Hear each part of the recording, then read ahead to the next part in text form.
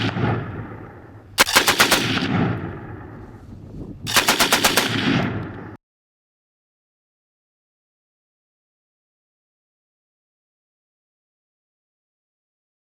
guys, thanks for tuning in to another video episode on the Forgotten Weapons Library. I'm Ian, and today we're taking a look at a pistol book, the Colt Model 1905 Automatic Pistol by John Potocki.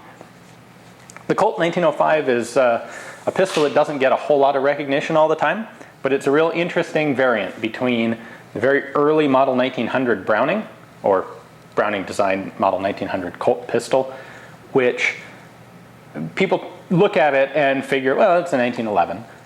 When really, in 1900, this was a pistol really on the leading edge of development. Keep in mind, this is only 4 years after the broom-handled Mauser. This is 2 years before the Luger. There are a lot of very, very experimental designs out there, a lot of really kind of funky, inefficient pistol designs out there, and most of the pistols were firing fairly weak ammunition.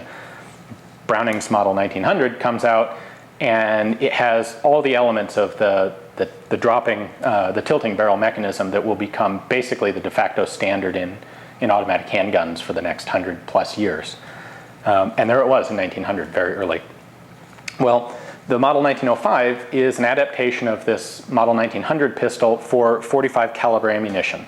At the time, the Philippine insurrection was ongoing, and US soldiers were desperately trying to get rid of .38 revolvers for something bigger that could stop a pissed off Moro tribesman. So John Potocki initially intended this book to just be a magazine article. He sent out a survey among a lot of high-end Colt pistol collectors and ended up with information on way more pistols, way more Model 1905 pistols than he had expected.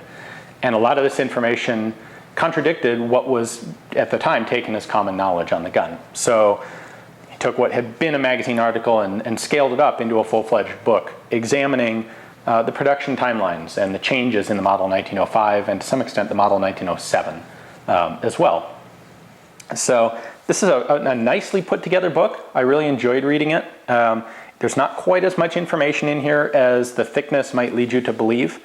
At the end of the book, there are a good number of pages which are dedicated to, let's flip to it here, the main appendix, which is a complete transcript of the Thompson-Lagarde report.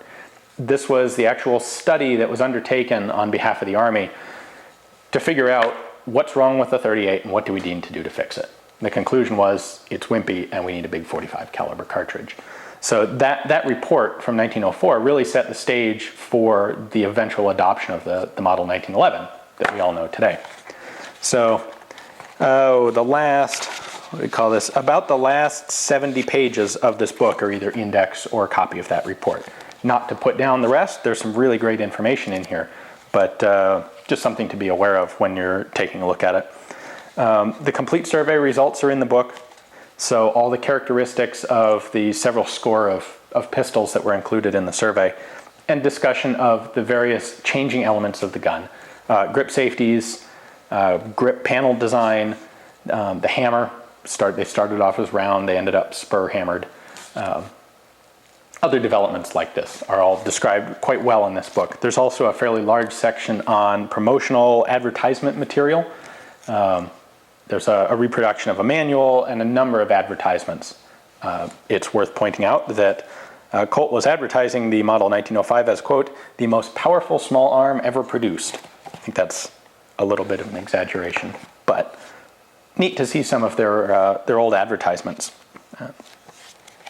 At any rate, not a whole lot of us are fortunate enough to have a Colt 1905 in our possession, but certainly anyone who does really ought to have a copy of this book, and anyone who's interested in the early development of Colt's pistols, in the 1911 especially. I think this would be an interesting and valuable book for you. You'd learn a lot out of it. I know I certainly did. Thanks for watching.